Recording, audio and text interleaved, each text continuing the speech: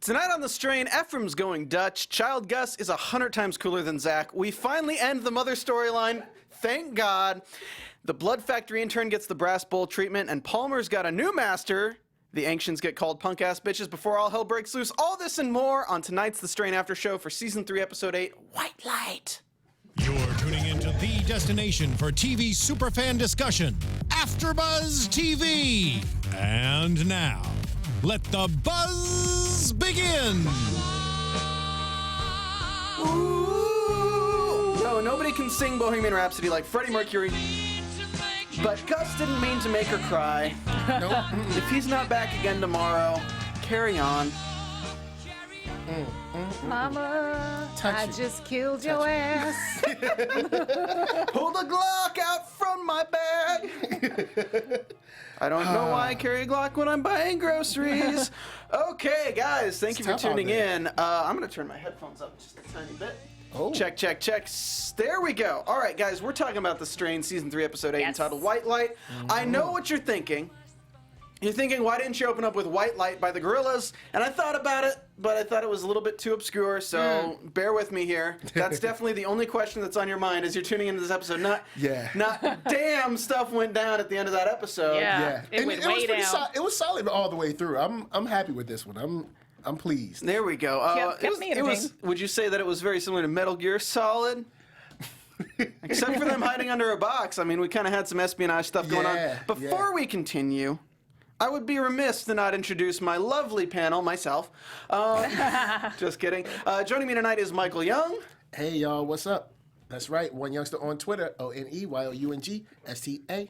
And the wonderful Stacey Newsome. Hey, you can follow me on Instagram and Twitter at the Stacey Newsome. That's STACEYNEWSOME. And I'm Stephen Lemieux, STPHNLEMIUX. So, White Light. I Yes. don't know what the title was referring to. It might have had something to do with the briefcase that sent out White Light. Yeah, like they just lit up the sky, the Manhattan sky. Just a little bit. Just Stuff got tiny. lit. Yeah. it It was straight up. lit. He demolished like 5 city blocks. But that was an amazing scene. But before that's the end, so I won't go. I mean, he really outdid Fett with the explosion there. Yeah, he did. That's He gonna did. have some explosion envy now. Oh, man. Some dynamite envy. Some Just a white little- light envy. Just get some of that White Light envy. Oh yeah, That. Ladies, Dutch.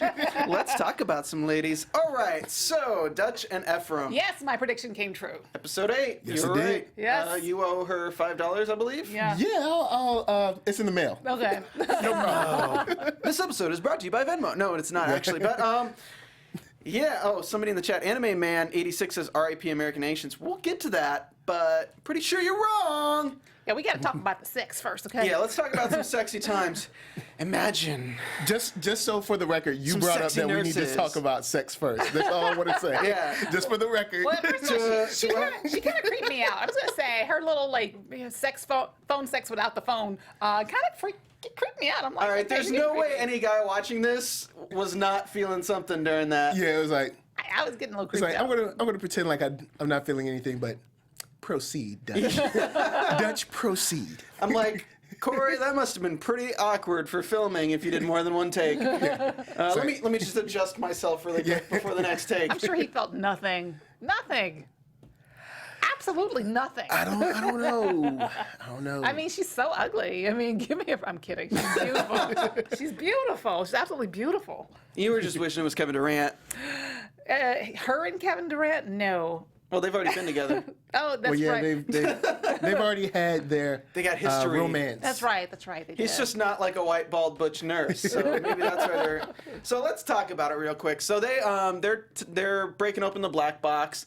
They play the recording from the black box, and it's kind of funny with all the Trump locker room talk coming out that they have the pilots kind of doing the same thing. Like, Yeah. you just got to show your James Bond side. Like, most of these chicks ain't never been to Japan or Berlin. Yeah, well, most of these chicks don't like a guy who's just sitting in a hotel room watching CSI. James Bond never did that. So the pilots are doing that, and suddenly they just go, ah! And there's silence. and then just the speakers just be blasting out with some of this cool new Skrillex-ish. Yeah. The Skrillex from Strigoi. And I just thought it was hilarious that, like, Dutch is going like, oh, Corey's totally fine, maybe because he's older, maybe because he's drunk. Who knows? There was a huge thing in my mind that's like, man, it'd be great to see, like, everyone goes to take down the master by just drinking a buttload of vodka and get wasted. And, like, there's a whole, I can see the end of the series, just a montage of everyone just wasted, Zach wasted, Gus wasted, Angel wasted, just killing Strigoi because they're immune because of the alcohol. I don't know. He did say he had a headache, though, so he wasn't completely You don't know into if that's his hangover coming to get him or what. But Dutch is heavily affected by this. She's freaking out, and he decides to wait till like 30 seconds after she's like really taking it bad Like she's to on the floor. pick up the laptop and be like super old guy. How do I turn this thing off? Do I mute it? Do I hit the space bar? No, he didn't even get to the space bar. He just pulled. He was like, "What do I plugs. do? What do I do?" I was just These like, Best Buy speakers are just going crazy. "Oh man!" Where's the on and off switch? But I will say that the master signal must be incredibly powerful if just playing it back is that strong. Like, it's got to be incredibly powerful because they're just listening to, I guess, more of like a wave file, I guess you could say. And the speakers were going crazy and like about to blow. And Well, she did mention that, imagine if they had a microwave frequency, like it would paralyze them. yeah. Yeah, and when you guys are looking for good sound, I usually go to my Beats by Dre. They're only $19.99. No, I'm just kidding. Fake segues, fake ads, guys. No, but seriously, I mean, this is like, damn, those are some good speakers. Yeah. Like, I kind of imagine, now I'm like predicting the end of the series. We got everyone's drunk fighting the Strigoi. True. And then we got everyone in their like low tops with the hydraulics bouncing up and down with their speakers just blasting this signal. Taking out Strigoi. Like Mars Attacks. It's the end of Mars Attacks all over again with If Strigoi. they do that, I'll be I'm happy calling and upset at the same time. Yeah. And like their heads just exploding down the block. Like I'll be happy and then very upset I'd at be the like, same we time. waited 4 seasons for this? Worth it. Absolutely worth it. I don't know. I think I would like some kind of comedic aspect to the way they take out the Strigoi. I think that was so classic in Mars Attacks, and I think the way they're going somewhat in this is leading me to believe that they're going to do something that is comedic yet serious. Or something that's like, This oh, show- why didn't we do that? I Like, don't think comedic's gonna be down the pipeline. This show takes itself so seriously. yeah, I'll agree. This show does take itself seriously, but you never know. I mean, we have one more season. They might, slide a little camp in there for us, Well, there is some truth to what Dutch says. She says, maybe it's because you're old, which, I mean, honestly, she has no problem with the age because they totally were, like, smashing later. But, Yeah. They were stroking. kids do hear, the younger people do hear at different frequencies. So there's there's, like, places that have speakers that emit a frequency to prevent young people from loitering around there because younger people under the age of like 24 hear the high frequencies and adults can't hear them. So businesses have already invested in technology that do this. Wow. Yeah, Wow. there's like buildings that they emit the frequency that adults can't hear, but like kids who are like loitering out there, they'll just feel agitated, like they'll subconsciously just not hanging around there. Yeah, and that's what some people have kind of believed to be haunting places, like places that they're believed as haunting, is you're not really picking up on spirits or anything. You're picking up on low frequency noises due to gravitational pulls or different aspects of minerals causing things. So, I mean, there's a whole science to sound waves and how it interacts with the human mind. If you've ever had your equilibrium thrown off by water in your ear or certain things, you'll kind of understand that sound has a lot to do with how you perceive the world. So moving on, they have this moment when they're in the bed, and he gives them a glass of liquid. He says it's water. Might be vodka. Just a little bit. And he's just like... Puts the hand on the knee. Yeah. And you guys at home know the hand on the knee is like the opening the door, like, I like you. do you like me? I know. See, in that moment, I had a hard time figuring out if she was interested or if she was like repulsed. Like she kind of looked at his hand and looked at him, and I'm like, okay, what is she thinking? Take your hand off my knee, or I really like this. It was hard to tell. She was just like, oh, okay, I see. He's meeting me halfway. I think that was her face. She was like, okay, he's meeting me halfway. He's letting me know he cares. You know, brought me some broth and vodka. Sipping on broth and vodka. Yeah. With my hand on a knee and a mind on my mind. It was a vodka broth. It was. I don't know. I think it's more just they're in a situation, high stress, and they don't have much contact with humans. Yeah. And I think it's kind of like that whole teenage kid aspect. It's like if you have a girlfriend, somebody putting their hand on your knee is not going to do anything to you. You're like, whatever. Like, you're going to be like, stop putting your hand on my knee. If you're alone with somebody who's attractive for a really long time, you haven't had female contact in a long time, you're both kind of like friends. You're not really, maybe not attracted to each other. Maybe you haven't just thought of it. And then, like, you just feel the touch of somebody for, like, of the opposite gender or the same gender, whichever way you go, for the first time in a long time. It probably just set something off where it's like she realized for the first time, she's like, oh, damn, I haven't done anything in a long time. And he's probably not really thinking that because he's like a father figure in a way. He's probably thinking like Dutch would never be into me. So he probably wasn't even thinking that. Yeah, you know, and plus he's the head of the CDC. The bald head of the CDC. He's not the head of the CDC, Michael. Shit, our roles he's have been a reversed. stand-up guy. Right. So, okay, she's had a little touch of Fett. She's had a little touch of F. Who do you guys think is the better lover? Probably her girlfriend because she left Fed for her.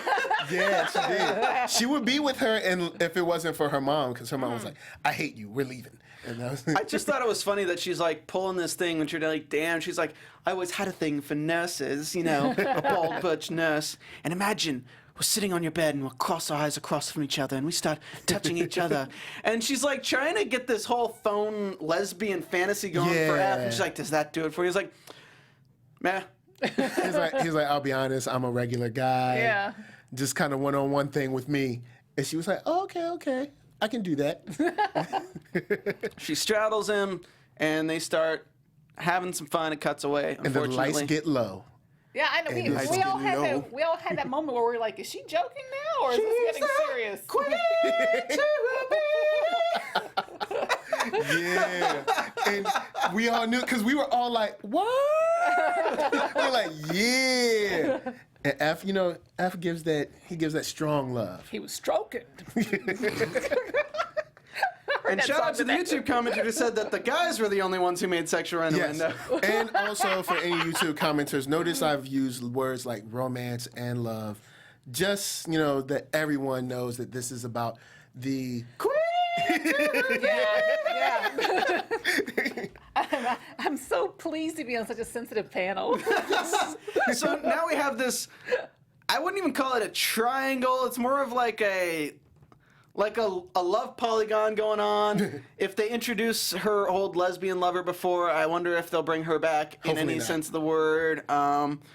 Fett always has that weird awkward chemistry, but he's got the new chick. Yeah. That they're still kind of probably smashing on the side. Captain America. Captain America. We haven't seen her in a minute. Did we see her last week? No. She's doing Because I captain things. ran her out of town. We haven't seen. I'm like, don't touch my We didn't really see Feralda this episode. We didn't really see Zach at all this Yeah, it was last kind of episode. about our core team this episode. But we saw his mama looking so bad. Oh my god. Yeah, she's not in makeup this episode. Whoa. She needs to go to Supercuts or something. does.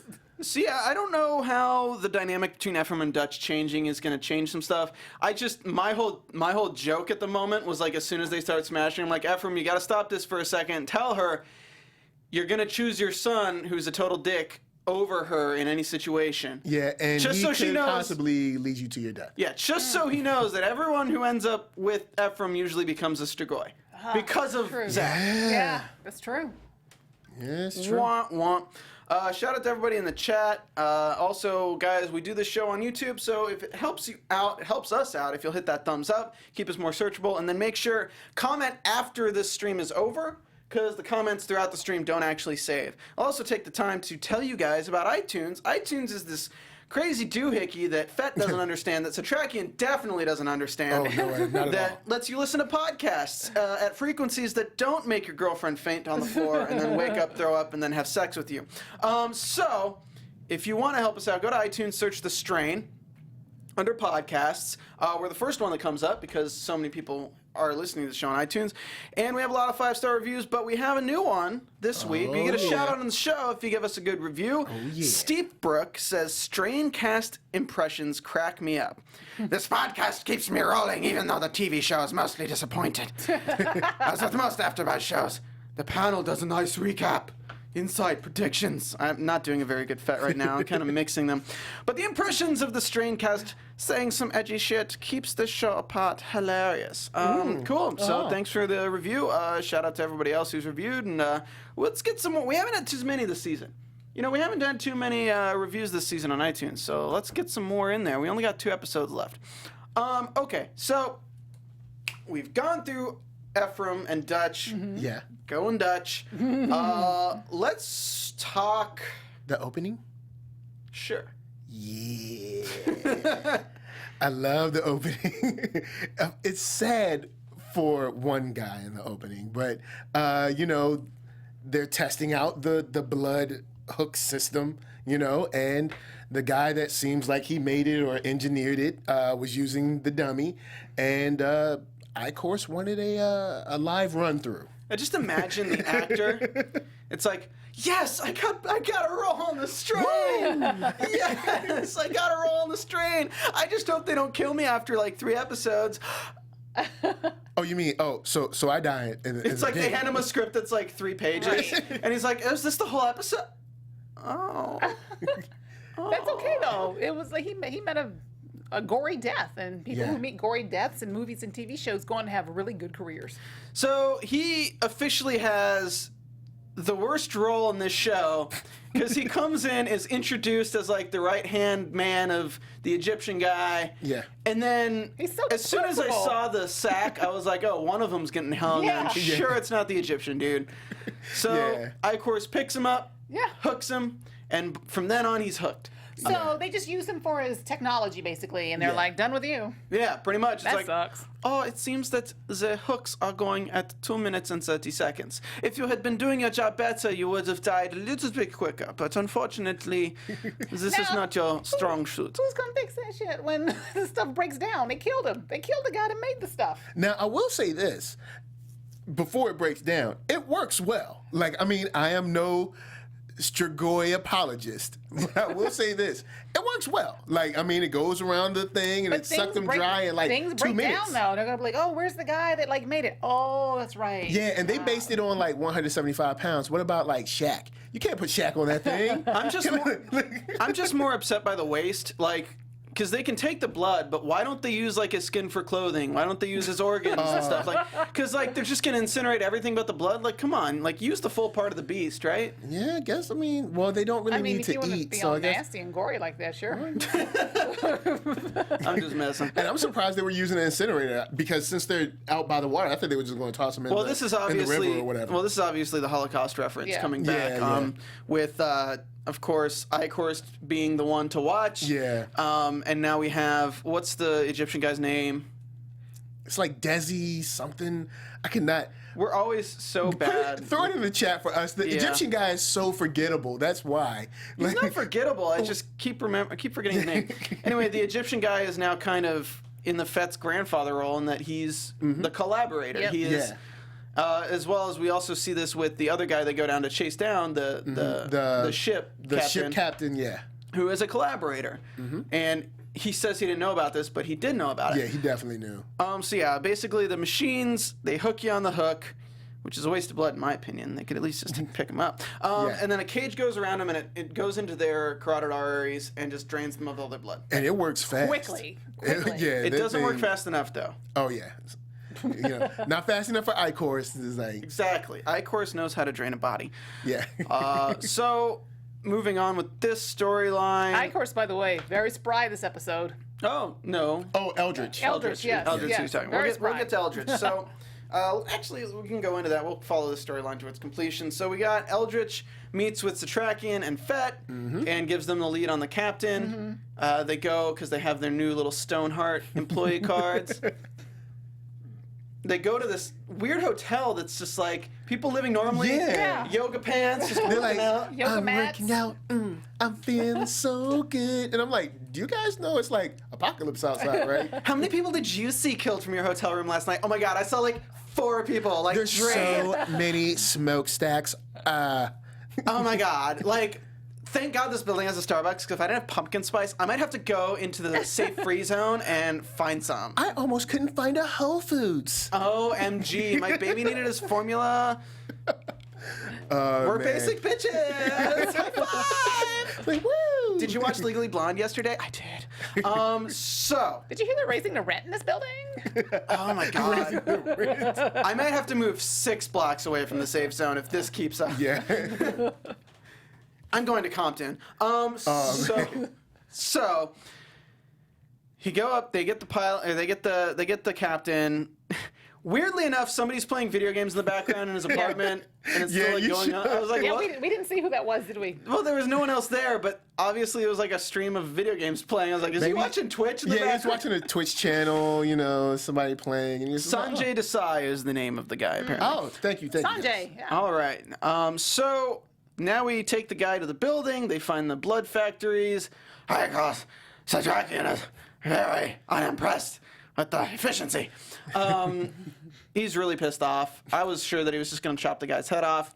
Yeah. But no, they go outside. They see Sanjay and they see Eichhorst, and they just drive off. And we see that wooden box in the back of the van. And we know who's in the wooden box. Or we don't know We who it is. We assume. know what it is. Or we assume we know what it is. We assume.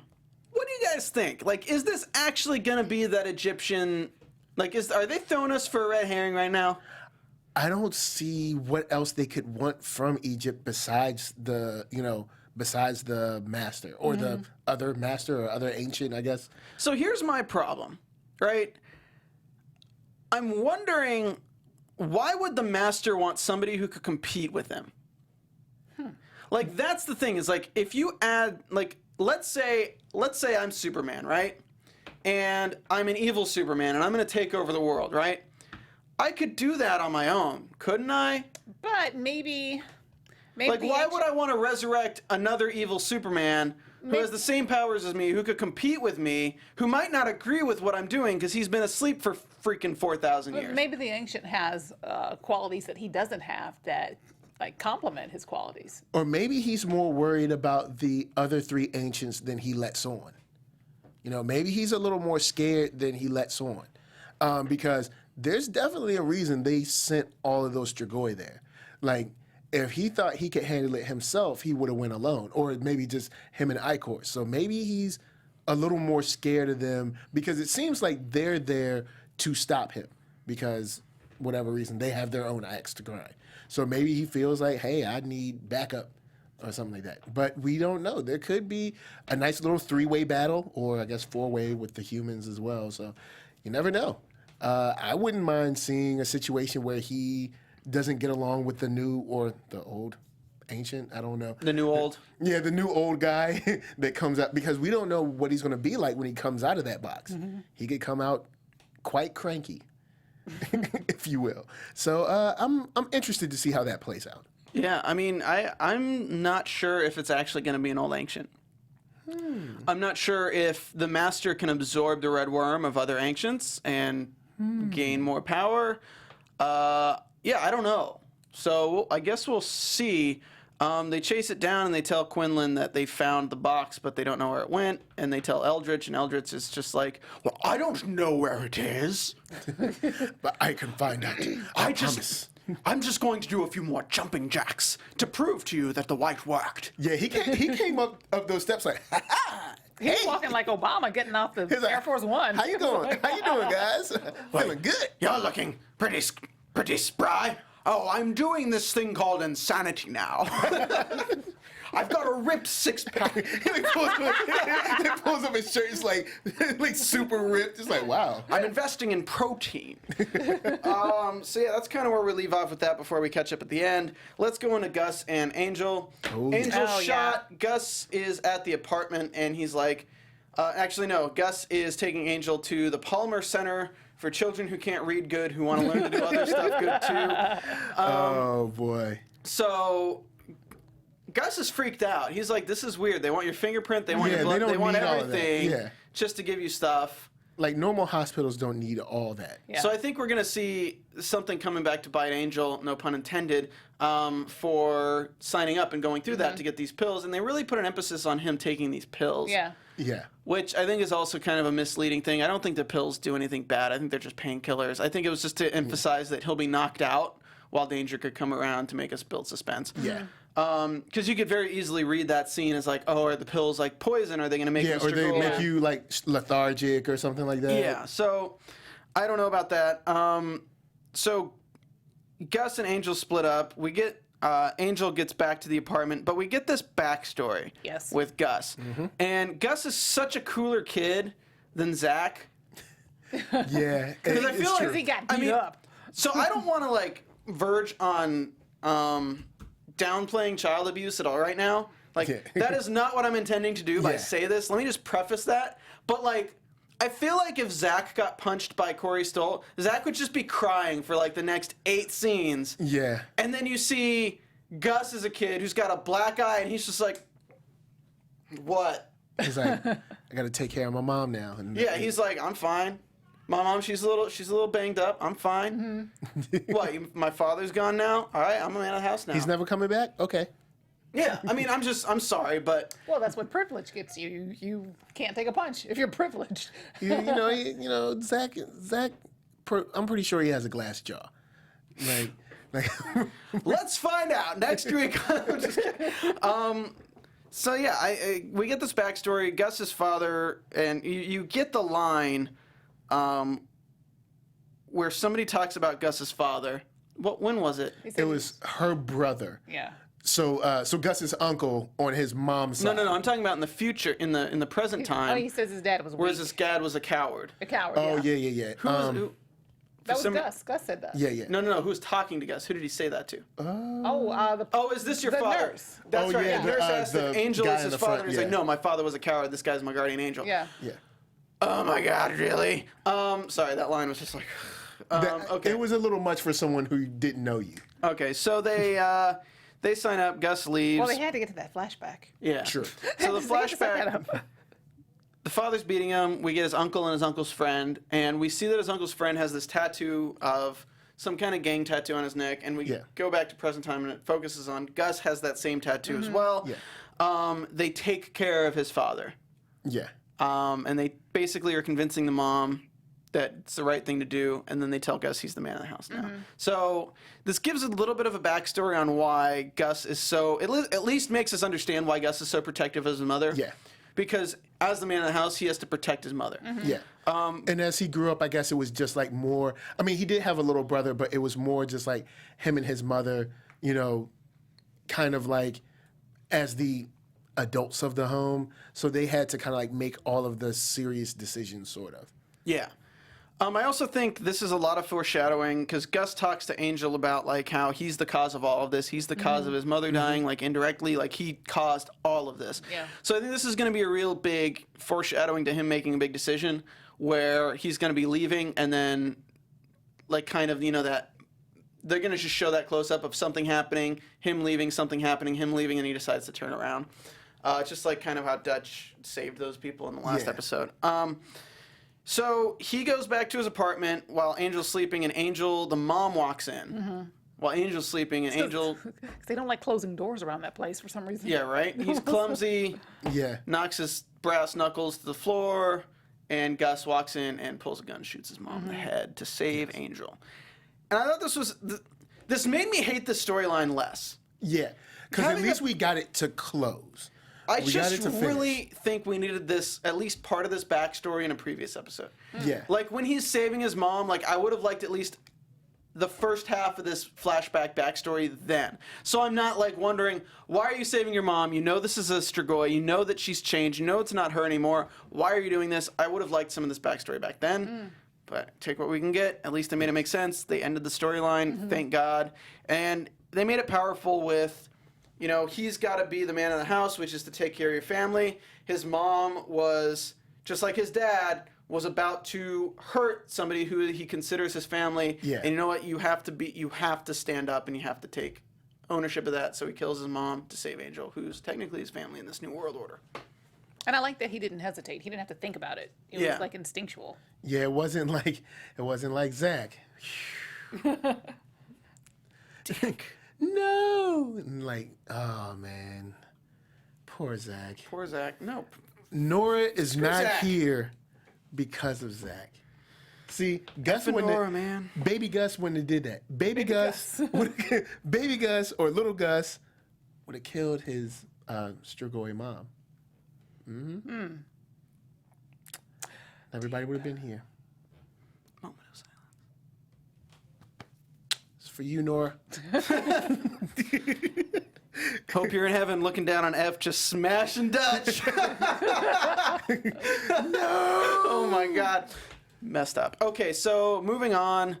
Quinlan, Oh yeah. pretty much the badass of this The episode. Neo of the Strigoi. So basically, it's just funny because what we were joking about last episode, we were like, last time he went in there, he was like, "You're never gonna see me again," and he had that awkward moment when Satragan's like, "You got to go talk to the ancients," and he's like, "I kind of left," on a very dramatic note. I kind of told them to take a good look because they'd never see me again. Yes. I told him to kiss my ass. So I'm not sure if I really want to go back. It's a very LA thing, like where you go, you leave home and you tell your boss, like if you're on bad terms, you're like, "Screw you guys, I'm quitting. Suck out." it. I'm out. I'm going to LA. I'm gonna be successful. You guys can suck it. You'll stay here and wherever." And then you like have to move back home a year later and be like, "Can I have my job back?" Hey, so they're like, "Oh, are you visiting?" It's like, "Oh, well, you know, I'm going to be around for a while." Oh my God. So so He was badass in that scene, man. He was Yes. like, he would kill Bill. So he goes and they play coy and stuff, and he's like, "I'll come back and tell you the plan later at night." So then he comes back later at night, and a bunch of Strigoi are there, and Eichhorst emerges like Moses from the water. Mr. Goy Moses. I am the Moses of Strigoi.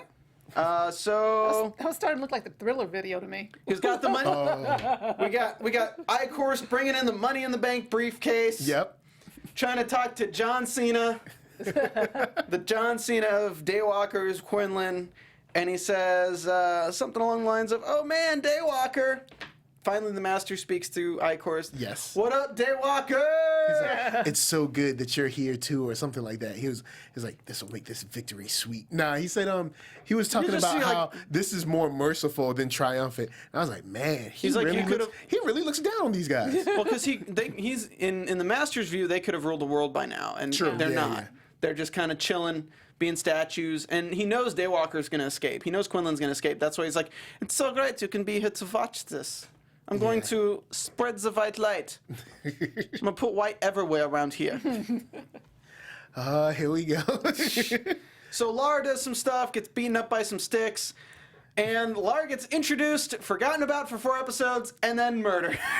Well, was he really murdered, or because we saw him getting beaten down, but we're not sure. But Lars isn't important. The important part of this episode is that Quinlan is boss. Yeah, yes. Like, I've been waiting for a scene like this for a while. This is the scene that I was talking about when I was saying, like, I would like to see, like, Fett and Quinlan and Gus together, like, in the caverns or, like, in the sewers, just taking out Strigoi. This is what I was talking about. Just sweet stuff. Yes, it was way too action for this show, but it was still sweet. It was like pop, pop, slice, pop, I know, slice. right? We got every kind of action you could get in a show this doesn't episode. need Fett. Yeah. You had the espionage of sneaking into the place and then them having the gunfight. You had the car chase because they were like having to get the car out of there. You had the sex action of like Dutch being super hot, doing the phone. Like this was a hot episode even for people who are blind because they were just like, damn, this is hot. And then you had the action of like all like the sword and stuff. Then the very Matrix style like machine gun spinning around and stuff, Gears of War style. And we got to see that the other ancients weren't just statues. Yeah, that like was, they stood up. They were like, you know what? Finally, I know, they were like, right? you know what? Now you made me get up. It's kind of like when you're upsetting like an older person. They're like, if I get out this chair, Right.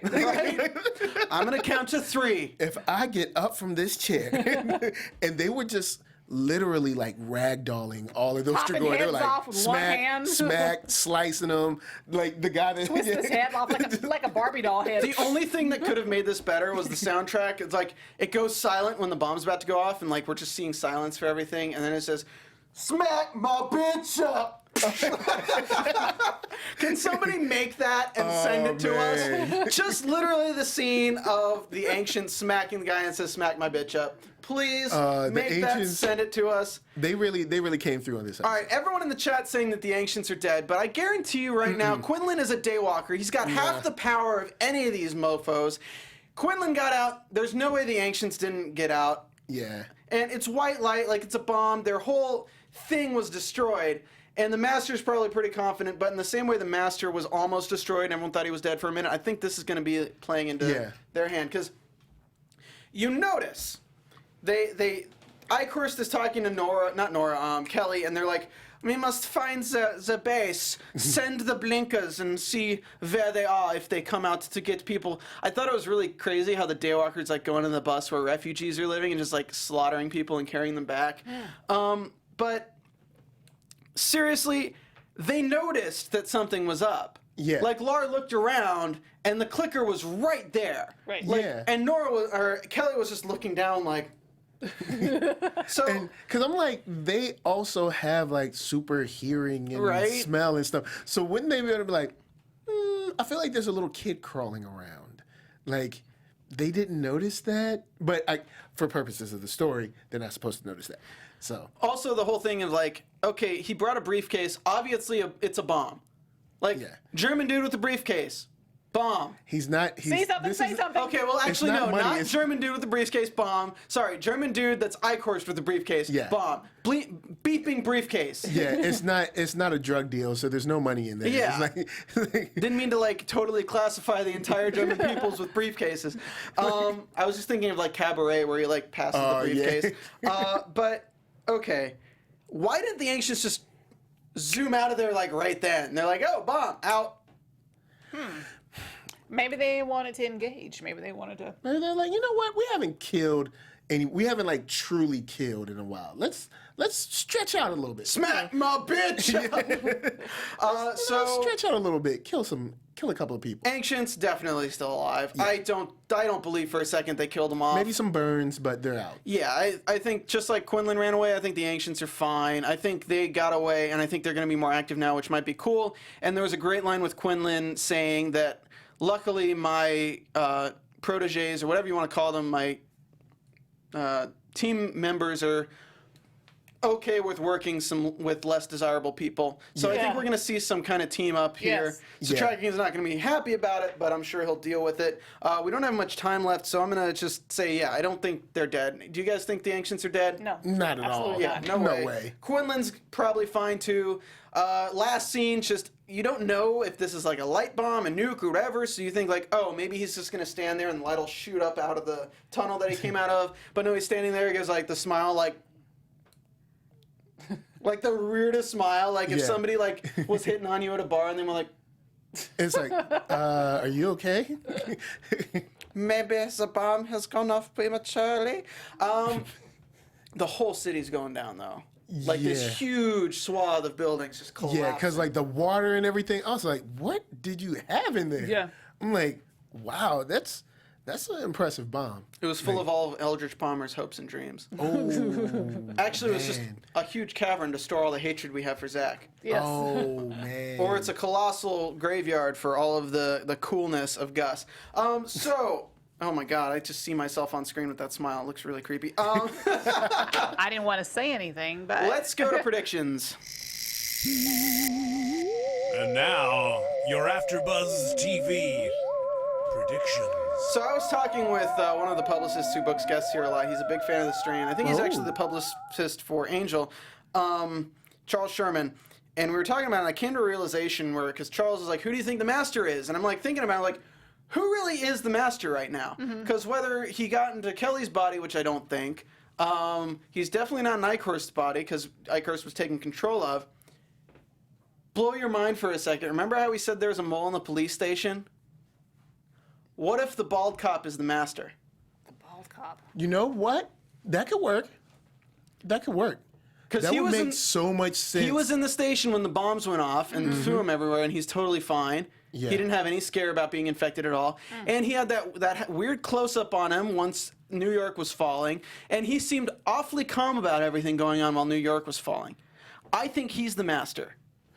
That could work. That could work. That makes a lot of sense as far as on like the failings of the police department and Feralda's plans and stuff. Everything. So that would make a lot of sense. Any predictions on you guys then? My predictions is way more action. We only have 2 episodes left, so I'm expecting to see like some rebar with Fett, Gus and Angel, Silver shooting, beating up people, and just cool sword slicing from Quinn. That's what I'm expecting. I predict more collaboration between the ancients and Fett and all of them. But you guys know I like the relationship aspect of the show. I let you guys deal with the whole science fiction part, the whole geeky stuff. I like the relationships. So I predict that Dutch and F hooking up is going to interfere with their ability to work together. Because Fett's going to come back on the scene. There's going to be some tension, and then it's going to be like, I'm not talking to you. But you have to talk to me. We're working on this. But Fett talks like this. I think that there's going to be a situation where a main character gets infected and the ancients have a way to cure it. Ooh, Okay. interesting. But they have a way to cure it. There's going to have to be a price. They're going to have to do something. They're going to have to turn one of them into a daywalker to cure it. So like, and I'm thinking that Fett is the best choice for this because it's kind of like the exterminator becoming his prey. Like, I think that would be the most poetic way of doing this, where Fett gets infected, and it's the only person who Satrakian kind of works closely with. So it'd be a really interesting dynamic if Fett gets infected, and they meet with the old ancients before it's taken place, and the old ancients bestow upon him like the special kind of Eichhorst worm of them, and Fett kind of becomes a subordinate to the old ancients or the new ancients, and like taking Lars's place or whatever. in a way, yeah, and it forces all the Masters worms out of Fett. Okay. Because I think right now That would be a cool visual effect too. What we're missing is really the go-between, because Quinlan has so much anger against the ancients, and Satrakian won't work with them. Really, he's very prejudiced against them. So I think it'd be really interesting to get a main character that's human now to switch over to Daywalker status, so we have the middleman really there. So that's my prediction. I guarantee you it won't happen, but I'd really like to see it happen. Cool. That could be real cool. That's some good fan fiction. Adam Fink says, I think we're going to lose a main character, and Anime Man 86 says the Lady Mirror might be getting fired after this. Shout out to Gimme Shelter, Molly T, Fresh Dopamine, Wusthoff, Neil Patil, who says the show's pretty funny. Thank you. And Theories05 and everybody else in the chat, thanks for tuning in, guys. Please, again, hit that thumbs up. Yes. You can start rolling the outro music. We are going to be back next week. Same strain time, same strain place. 2 more episodes. 9 Two. p.m. Yes. 2 more Pacific Standard episodes, Time. y'all. 2 more episodes. It's gonna be good. Until then, where can we find you guys? You can find me on Instagram and Twitter at the Stacey Newsome, Stacey Newsome. You can find me Instagram and Twitter at OneYoungsta, ONEYOUNGSTA. And you guys can find me on Twitter at Stephen Lemieux, STPHNLEMIEUX. Also, please go to iTunes, give us a 5-star rating, and leave us a comment for a shout out next week, or join us in the live chat. Please, after this stream, comment, because your comments right now in the live chat are not being saved. We will be back next week for the penultimate episode of Season 3 of The Strain, entitled Do or Die, Episode 9. Tune in! Woo! AfterBuzz TV. From executive producers Maria Menounos, Kevin Undergaro, Phil Svitek, and the entire AfterBuzz TV staff, we would like to thank you for listening to the AfterBuzz TV network. To watch or listen to other after shows and post comments or questions, be sure to visit AfterBuzzTV.com. I'm Sir Richard Wentworth, and this has been a presentation of AfterBuzz TV. Smack my bitch up! The views expressed herein are those of the hosts only and do not necessarily reflect the views of AfterBuzz TV or its owners or principals.